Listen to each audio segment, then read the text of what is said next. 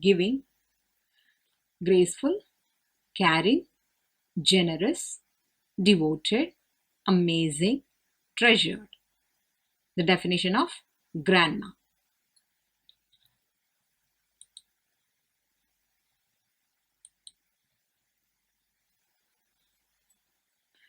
The Portrait of the Lady, written by Kushwant Singh.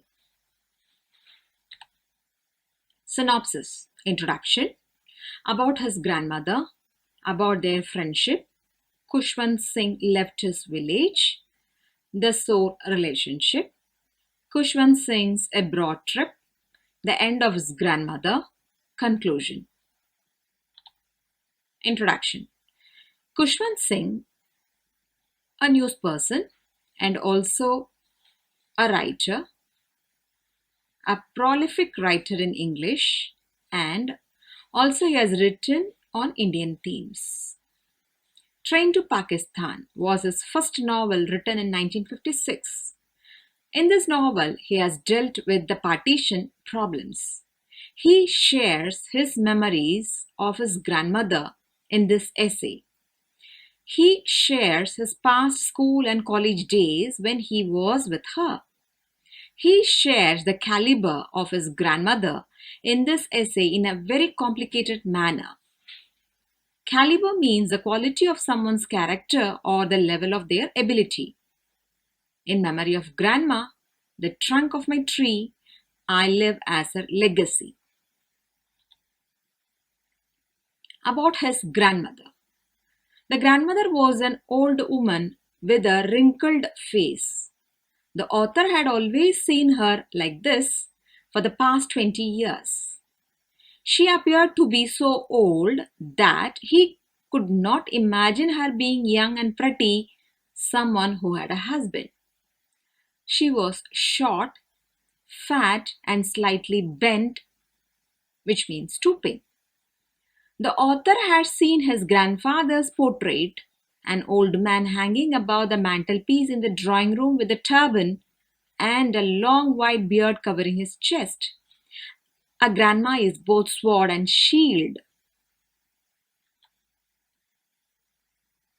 His grandmother had intersecting furrows, which means wrinkles, running everywhere on her face. To the author, his grandfather didn't seem like a man who could have a wife and children, but someone who could have lots of grandchildren. His grandmother used to move around the house in spotless white, with her one hand resting on her waist to balance her stoop, and being religious, her other hand had been counting the beads of her rosary for prayers. There's no place like home except grandma's.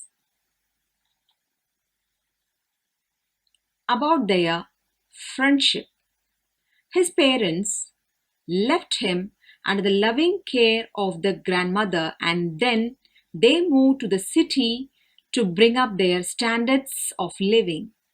The author and his grandmother had a good relationship. She used to wake him up, bathed him, fed him with stale chapatis with little butter and sugar spread on it.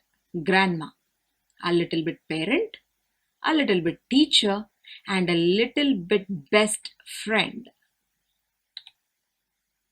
She used to pack things required by him for the day and walked with him to the school every day.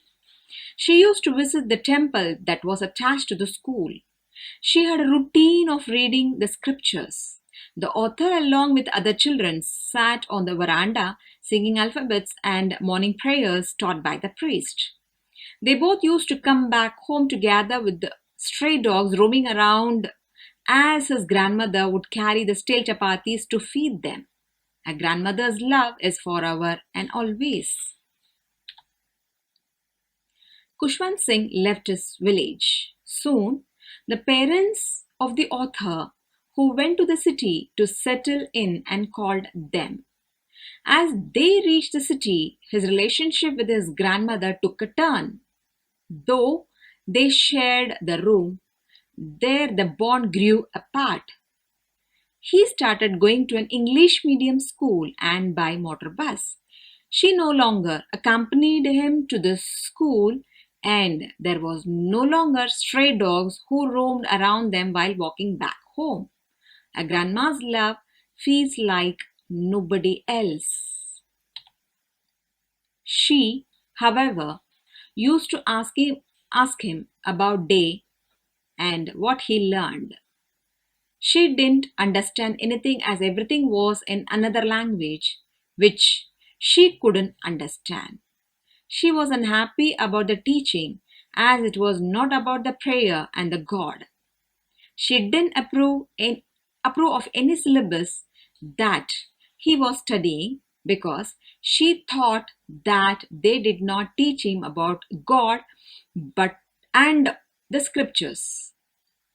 They saw less of each other. Granny, you're not great, you're awesome. The sore relationship. As the days passed, he grew older and soon went to the university. He had his own room, and this made their relationship sore. She stopped talking to everyone and spent the whole day sitting at her spinning wheel throughout the day, reciting prayers and moving beads of the rosary with one hand. However, she loved feeding the sparrows in the veranda at dawn, breaking bread into pieces and feeding it to the birds was her daily routine. The birds would sit on her legs, on her head, and even on her shoulders. Grandmother, a wonderful mother with lots of practice. Kushwant Singh's abroad trip.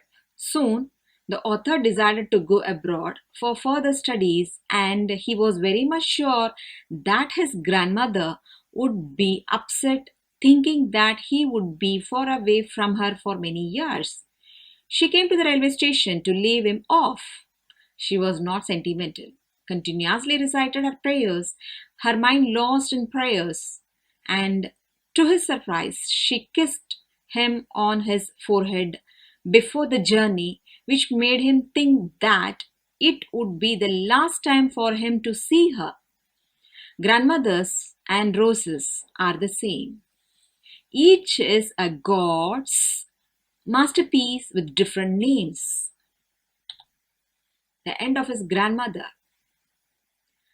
After 5 years, as he returned home, she was there to receive him at the railway station. She comforted him and chanted the prayer and was still the same as she had been 5 years ago. She clasped him within her arms and did not say a word. She still used to feed her sparrows. Later, in the same evening, the family members saw a sudden change in her behavior. She didn't recite her prayers, instead, collected the women of the neighborhood, got a drum, and started singing the homecoming of the warriors. The next morning, she was ill with mild fever. The doctor said that there was nothing to worry, but she was sure that her end was near. She didn't want to waste her time talking to anyone in the family anymore, but spent her last hours in reciting her prayers, laying on the bed. She died, and so her body lay on the bed lifeless. A grandmother is an angel who takes you under her wings. She prays and watches over you, and she would give you anything. Conclusion. As they prepared for her funeral, they saw all the sparrows sitting in the veranda around her mourning for her death. Then, when they carried her corpse to the cremation ground, all the sparrows flew away quietly. Next morning, the sweeper swept the breadcrumbs into the dustbin. Grandmothers taught us everything except how to live without them. Thank you.